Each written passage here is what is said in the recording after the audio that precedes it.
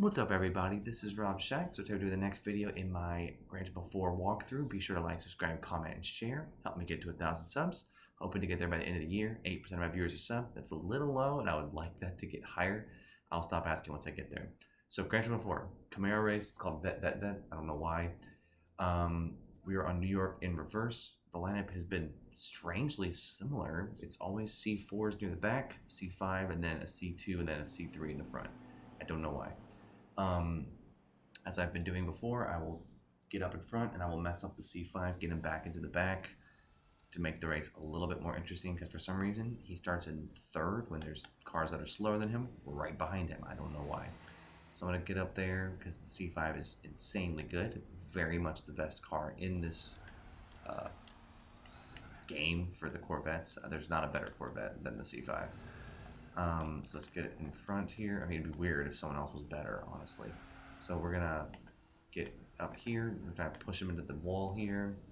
Slow him down. The C4 has... Oh, everyone's passed the C2. Okay, well that's not good. We're just gonna try to get the C2 a little something extra here, because I feel bad for the C2, because the C2 is kind of what started the whole modern look of the Corvettes with the double headlights and everything. So I'm like, I want him to... Well, now I'm stuck in the wall. Okay. Oh, sorry, Corvette, but he'll be fine. He'll probably end up winning. But, yeah, so we're just doing this. It's fine. C2 Corvette is the iconic one to me because it has it's the first one with the double lights in the back. The C1 doesn't look like that. The C1 just looks like a regular 1950s car. Every car in the 50s kind of looked like a C1. They all just kind of had this like nice, beautiful curved look with circular headlights. Like a lot of cars look like this. So that's the whole point of that. So they did great. But the C2 is the first one that actually had double lights in the back. C3 obviously does that too. And then it just kind of continues from there. So C2 is very timeless, very, very slow. The C1 obviously is extremely slow, but I've tuned it up literally to the maximum. It's completely fully tuned now, which is exactly what it needs to do to be able to be even remotely viable in this race. Grand Sport getting in my way there was kind of annoying. But yeah, we'll try to help out the C2 a little bit here, but it seems like we've kind of gotten ourselves into a situation here where we're gonna have to figure something out here.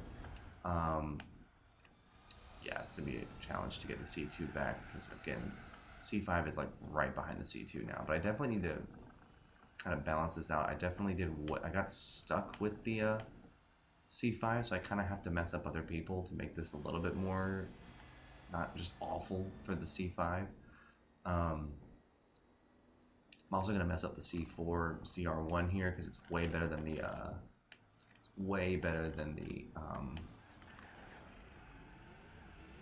Grand Sport, for sure. If he's going to be stupid about it, then that might not be great. We'll see if he's still back there. You may have just like, sometimes they just do weird stuff where they just don't go. But I think he's still in fourth. Now we're going to get the Grand Sport. We're going to push you now into this wall here.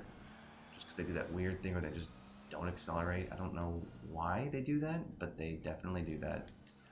Now they're all kind of getting close to each other here. I think the C2 has now fallen into the back, which is what I expected. Then we'll maybe do one hit on the C3 in the front because I've totally just given him like the gold straight up here, and I don't want to do that. Also broke that a little late. Okay, we fixed it. But yeah, the C2 is great. C1 is only got 2 years. I've obviously max tuned this thing just to make it even remotely viable in this race because it's not. But I wanted to use every prize car that I get in this game, which is why I'm using it here and why I'm using it now. So it's a great car once you fully tune it, put NOS in it, all this stuff. It's just hilarious. So C4 is, the ZR1 is battling the C5, Grand Sport is in front of them. Interesting, I guess.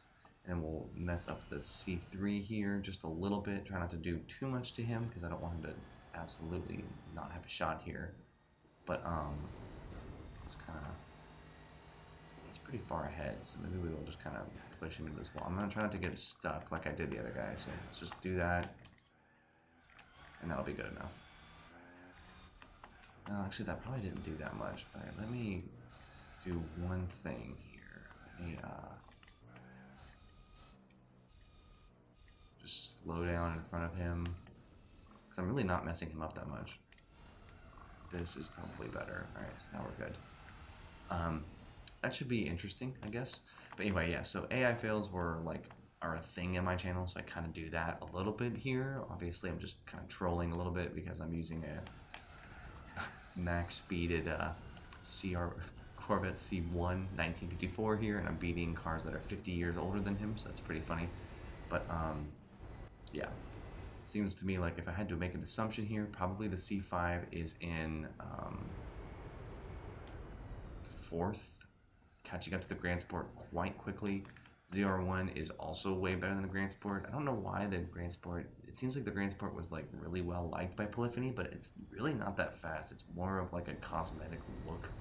It's kind of weird, but I don't know. I like the Grand Sport, but I think the ZR1 is better by a long shot. It's been pretty obvious in every video that I've done in this series so far that the Grand Sport is not as good. Yeah, that's just my opinion. So, we're just going to continue along here, actually take the lead here. Stingray is still holding third. The Stingray obviously does not have the top speed, so everybody is going to catch up to him on straightaways way more.